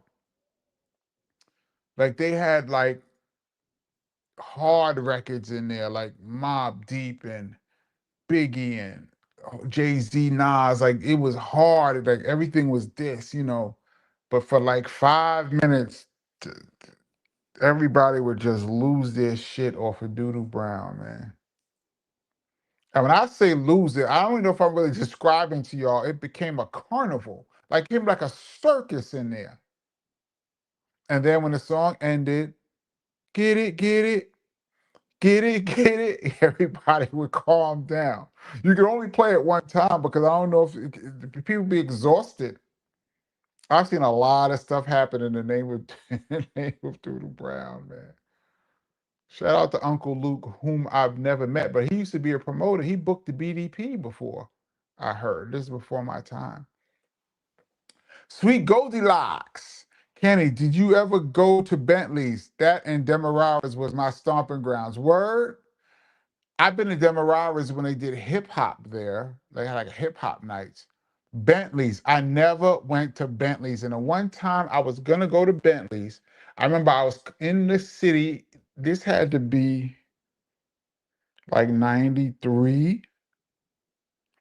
I was in the city and I was walking. I was coming from somewhere. I had on a hoodie, jeans, typical. I had my hoodie, Timberlands, jeans, walking, and I ran into Dougie Fresh. Big up to the great Dougie Fresh. And I was like, "What's up, Doug? Where you going?" He said, "I'm going to Bentley's. You want to come with me?" And I was like, "I've never been in Bentley's before." He was like, come on, let's go to Bentley's." It wasn't even that far from where I was. So I walked with Dougie Fresh to Bentley's, and and this is Dougie now. They love Dougie in there. I got to they was like, "Dougie, we love you, but he got on Timberlands and a hoodie. We just cannot let him in the club." And Dougie was like, "Come on, man, it's Kenny Parker, BDP, you know, he's good, blah, blah, blah." And they was like, "We know who he is. We respect you, Dougie, but we cannot let him in with a sweat hood on. Even the Timbs we would accept, but that sweat hood, we just can't do it, man." And I was like, "You know what?" I told Dougie, like, you know, it's cool, like, because Dougie was like trying to push the issue. I was like, "Just chill." Like, I was on my way home anyway. I got sidetracked seeing you and headed to Bentley's, but it was a it was a grown club. You had to be dressed to impress to get in Bentley's. Um, so they wouldn't let me in. That's the only time that I ever attempted to go to Bentley's. Demerara's, I went when, like I said, when they had hip hop nights there. CMC says Doodle Brown was fast paced. It was fast paced and nasty, and it was everything, man. Those were the days. D Nizzy says, Kenny, the water dance playing in the tunnel. Yeah, they used to throw on a couple of those because they used to have like DJ Cool. They used to use his voice on all of those like Crooklyn Clan records. And so they used to have like mashups of like DJ Cool with like a hard beat. Is New York in the house right now? Remember the records? And everybody, and they used to play that in the tunnel. But then they just took it for a second. Flex would throw on the water dance, and it'll get like a little response for like a second. Shout out to DJ Cool, man. That's another super dope, great homie, friend of BDP. Shout out to DJ Cool. Um, Mike Rock says, "We rock the Ghetto Boys in Newark more than Too Short." I could see that. Yo, I saw the Ghetto Boys in 1990 at the New Music Seminar. There used to be this, uh, what do you call it? It was like a conference. And it used to be like 3 or 4 days, and you buy one pass, and it lets you into all the events. They had panels, discussions, and then at night they had parties. And then you're trying to get signed. They had showcases. And I saw a lot of people perform at the New Music Seminar. I saw My Great Native Tongue do Buddy The only time I believe that everybody on the song was there, De La, Tribe, and Jungle, and Money Love, and Latifah, all was on stage, and Mr. Long from Black Sheep was cutting up Heartbeat, the original Heartbeat, and they all did Buddy, and I was in heaven. In that same new music seminar, a group came out that nobody in New York knew who they were. They were called the Ghetto Boys. And they came on stage, and New York booed them off the stage. And I remember because they had a little person with them, and they was just, boo, what is this? Boo. They was like, get off of here with that. 1 year later, at the same same new music seminar, they came back with My Mind's Playing Tricks on Me and blew the roof off of that building. Shout out to Face Mob too, who's probably in my top 10 favorite dopest MCs ever. I love Scarface. Um, he doesn't get mentioned enough for his wordplay. I've seen the Ghetto Boys blow the roof. When I say blow the roof off of a place, and when Bushwick Bill came out at the end and said tonight, we was trick or treating, that I forgot how he opens it. When he came out, because they didn't show him all the way to the end. When he came out, it was over. And I remember thinking to myself that a year ago they got booed out of the same place, and they came back with a hit, and now look at everybody on the bandwagon. Say all that to say, you said you saw Ghetto Boys. Big up to the Ghetto Boys. I never met Willie D. I met Bushwick Bill for a second. Um, and I met Scarface for a second. Um, we're in overtime. I'm gonna wrap it up soon. I'm trying to get these last questions in.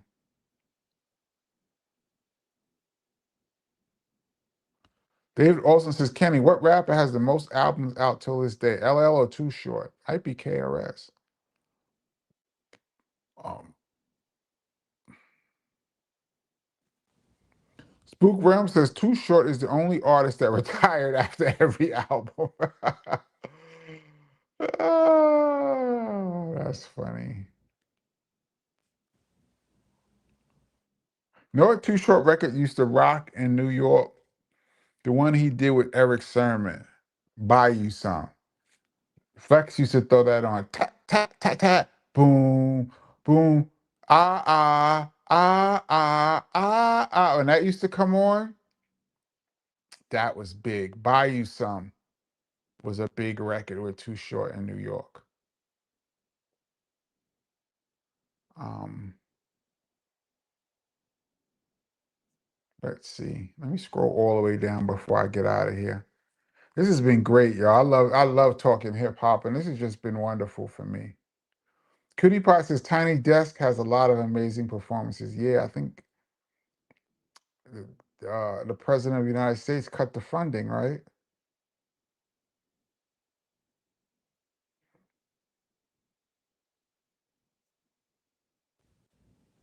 Jason Walsh says Scarface had to win a rap battle to get the last spot in the Ghetto Boys versus Prince Johnny C, I think it was.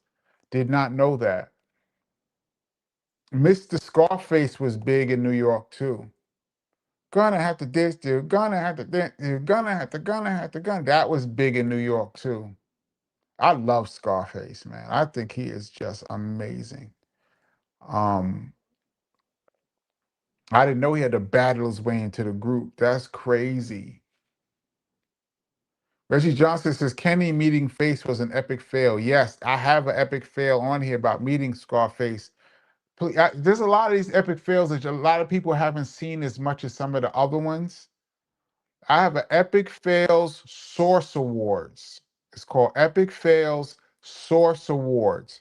Please go back and check that out. I talk about meeting Scarface, and it was an epic fail when I met him. Mike Rock says, I'm still mad at Willie D for knocking out Melly Mel in a boxing match. I remember that, celebrity boxing.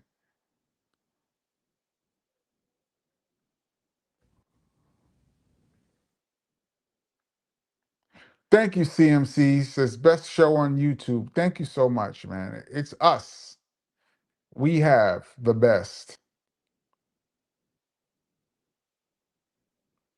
Dartmouth says, who wins in a versus, Tribe or Wu? Their audiences are so different, but I'm gonna have to go with Wu-Tang because each one of their members have so many songs, like because it's Wu together, and then you got to battle Ghostface, then you got to battle Raekwon, then you got to battle Meth, and then you got to battle ODB. Like it's a lot. It's a lot. And y'all know Tribe is probably my favorite group of all time, but it's a lot. That's going against Wu, that's a lot. They have a lot of records that people know.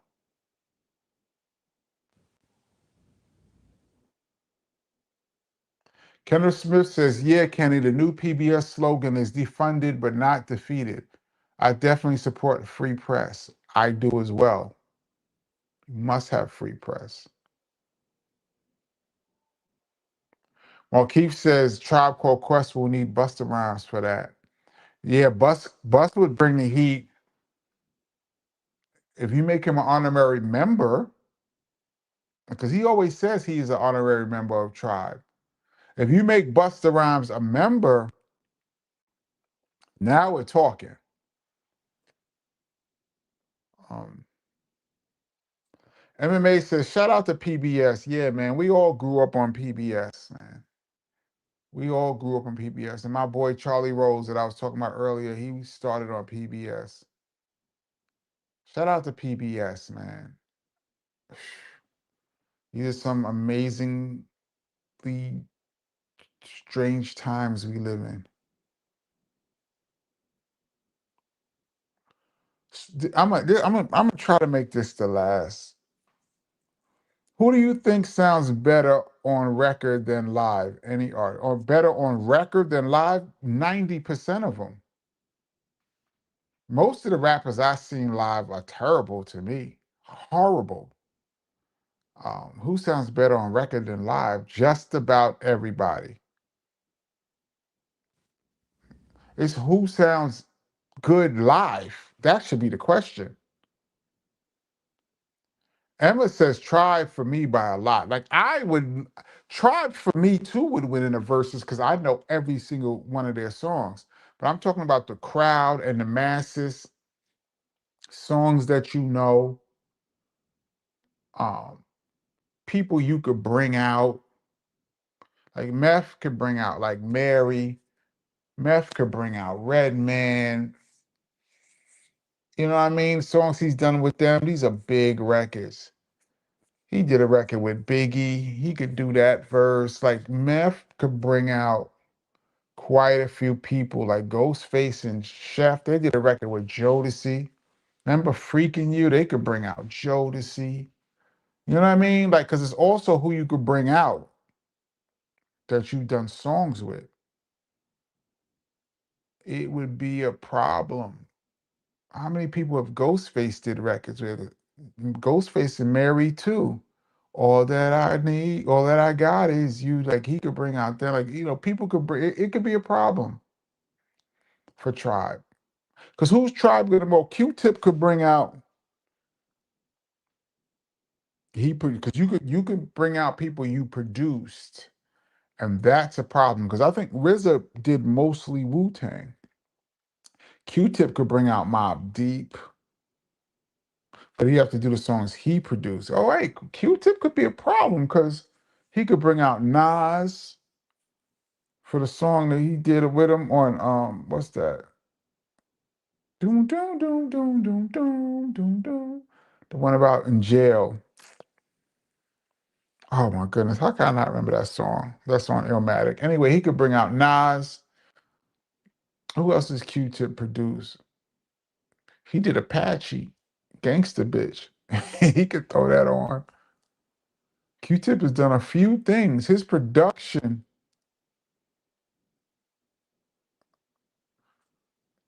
Q-Tip production would be competitive, but I still think Wu-Tang would win that. And I'm not so much talking about who I like. I'm talking about you know, who overall can you bring out? Like that would be all kind of problems. This is random. Mike Rock says, "How about Chiller Theater?" Y'all remember that Chiller? Used to come out like 11:30. This was a hand that used to come out, right? And drop the letters or something. That was so creepy when I was a kid. That is so random, Mike Rocks, that you just pulled out that. Um, the scenario would shut everything down. It would. Scenario and scenario remix would shut everything down, but then, that's just one song. Yeah, it would shut a lot of stuff down. Yeah, it would. I've seen scenarios shut down many a place.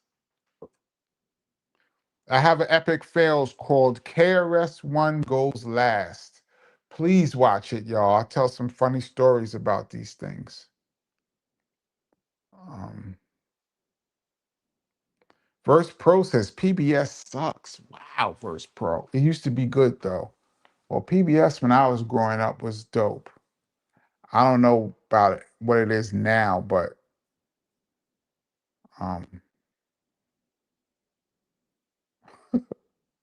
Dartmouth says Tribe got hits. Check the rhyme alone would destroy 3 Wu members.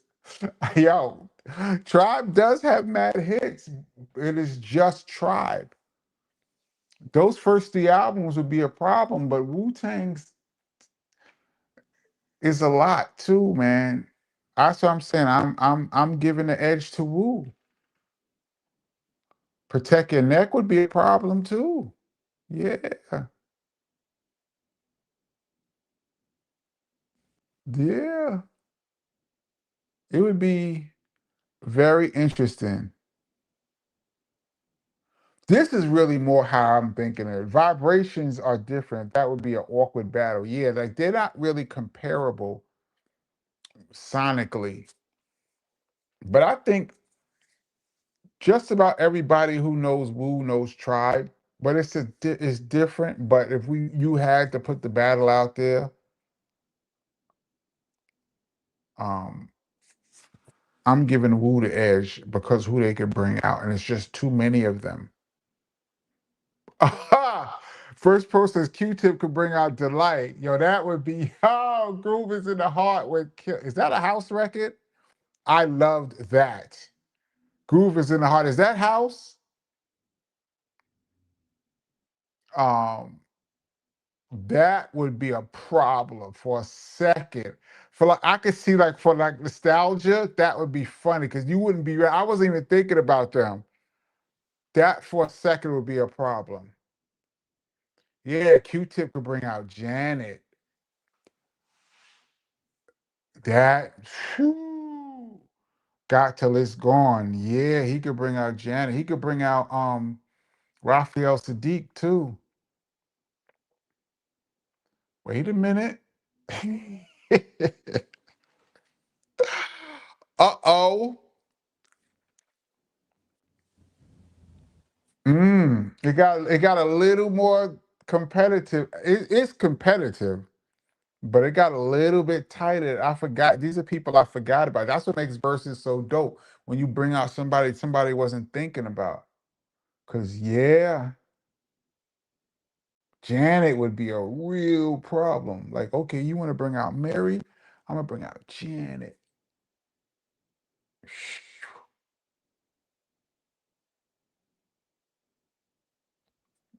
That would be. I'm trying to think of Q-Tip's production. Now y'all got me thinking about his production, but that would be a real problem. And Ali Shaheed Muhammad did a remix for Faith Evans. And they could bring out Faith on Stressed Out too. Uh-oh. This got a little close. Uh-oh. When I think about it, Joey Joe says, wait a minute. No, that's not what I was going to put up. I was going to put up this. Joey Joe says Q-Tip did a song with Prince. Word? I didn't know that. Wow, does anybody remember that? See, I don't know if that would. I don't remember that song, but if Prince was alive and he says I did a song with Prince and brought the purple one out, forget your purple tape.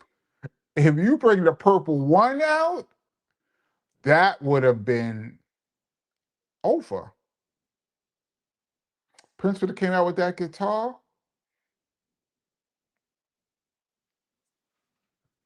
DJ Moose said he could bring out the Jungle Brothers. Yeah, he did a couple songs with the Jungle Brothers. Well, Buddy, oh Buddy, Buddy was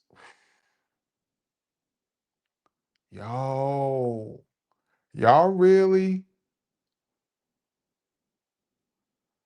y'all really have put Q-Tip really back in the mix. Mike Rock says Prince featuring Q-Tip Chocolate Box. I did not know that they did a song. That's dope. Um,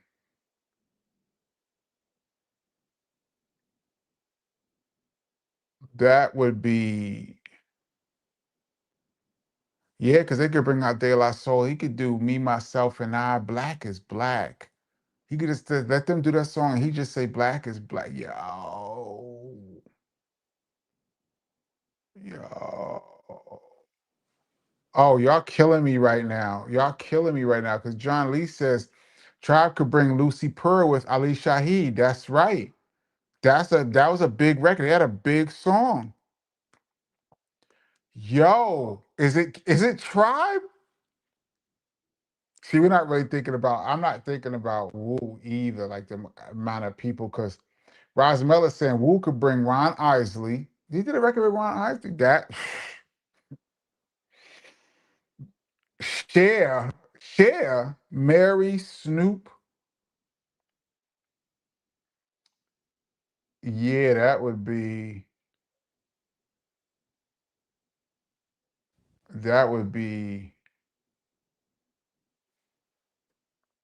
Yeah, Emma Brown. I said Raphael Sadiq. Yeah. John Lee says Wu still got it though. Yeah, but that would be. Yo, Divine Existence says Fife could bring out the Fushnikins. Lashmu, we ain't got nothing to prove. Yo! Oh no, y'all got me leaning back towards Tribe.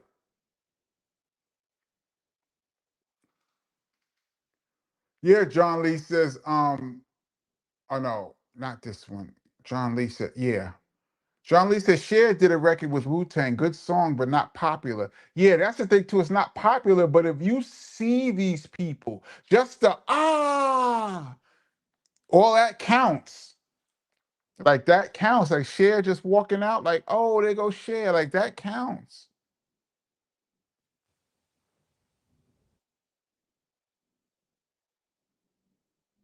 Yo, that's Mike Rock says Wu-Tang featuring Ron Isley back in the game.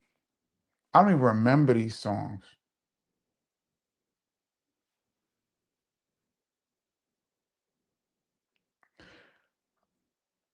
Emma Brown. Oh no, this is not what I was. I thought you said your things are moving. I lost. Here we go. Cher rarely helps in a hip hop crowd though. Yeah, like she wouldn't be like. But just to see Cher, like, oh, there goes Cher. People know who she is. Like, and if you're a certain age, you've never seen Cher before. And you know who she is, so you might be like, yo, they go Cher. Like, it's just something visual. Not saying that they have a song that would kill it, but oh, Joey Joe says Most Def was featured on the Love Movement. He was. Bring out Mighty Most, but you can't do songs that you're not on. See, that's the rules too. Like you could bring out Most Def, but he can't do none of his hits. He has to do the song that y'all did together. Um,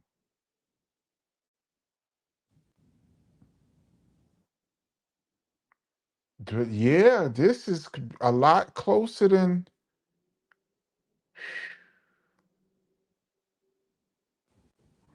Reggie Johnson says. Wu has Jodeci, yeah. SWV. Oh, I forgot about SWV. Kaboom! Guess who stepped in the room? To Cal coming with the Shaolin style. Yeah. And Rick James.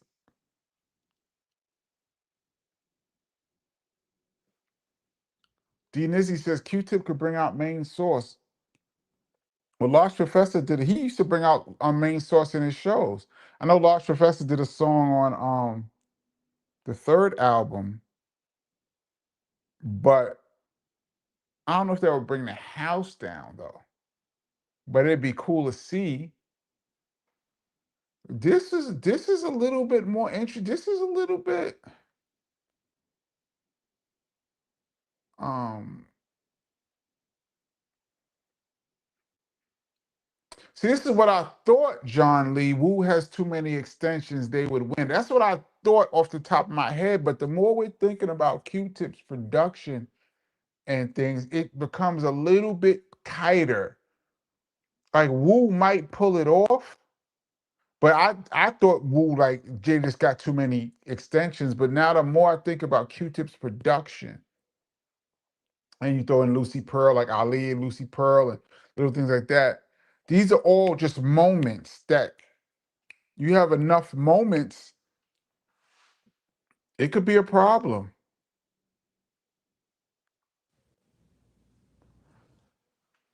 Platter No DC says, I got 3 words for you, ODB. Yeah, because he's gonna bring out Mariah Carey.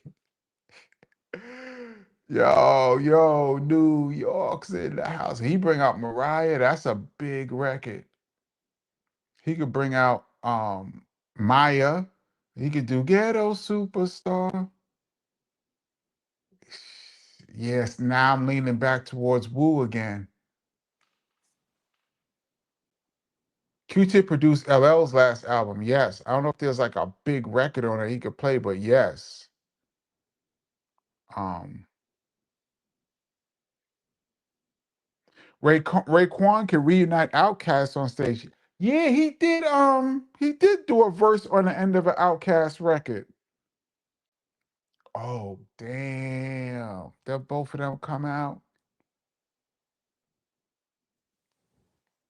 Yo, this battle would be, this versus would be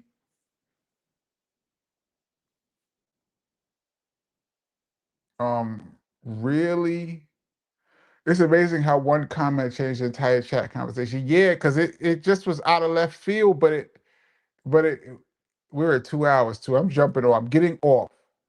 Um, but the more you think about it, Emma says, can you put up a poll? Probably, but I don't know how. Um, Emma says, we are all invested in this. Yeah, I am, because I'm way late now. I'm getting off. 2 hours is a long time. I'm getting off, but um, yeah, John Lee, ODB could bring out Khalees and Pharrell. I don't know. Well, Pharrell, he's not on the song, but hey, Dirty, baby, I got your money. Boy, this would be a monster. It would turn out to be a real monster battle. Yeah, we mentioned that Kip could bring out Janet. Um, yeah, John Lee, that was a big song.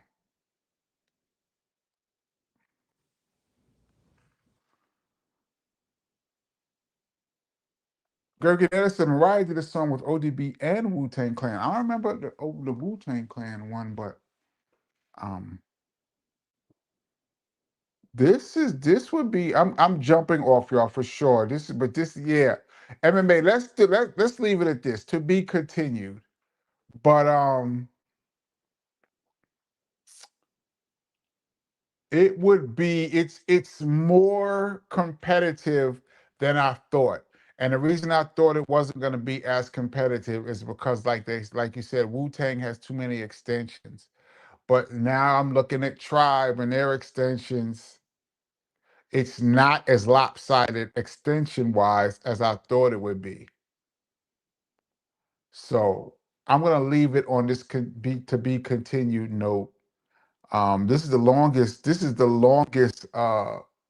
live we've ever done. Thank you guys so much. This has been hilarious and fun. Um, God willing, we will be back on Tuesday, 8 p.m. Eastern Standard Time. And for those in the Rewind crew that's going to be watching this, y'all going to be dying laughing because this is funny and it's very entertaining for me. Um, I got to get Q-Tip on here so he can really get into this. But we need like a real egotistical Wu-Tang member too, like somebody like Ghostface that could really be like, yeah, because Ghostface is like, yeah, yeah, yeah, to really say what they did too, stuff we forgot. But that would be dope. Just overall, that would be just a dope. Um, and we would get to see Capadonna do his verse live. That verse on Winter Wars, crazy. All right, I'm out. I'll catch you guys on Tuesday, 8 p.m. God willing. Thank you so much, y'all. Peace.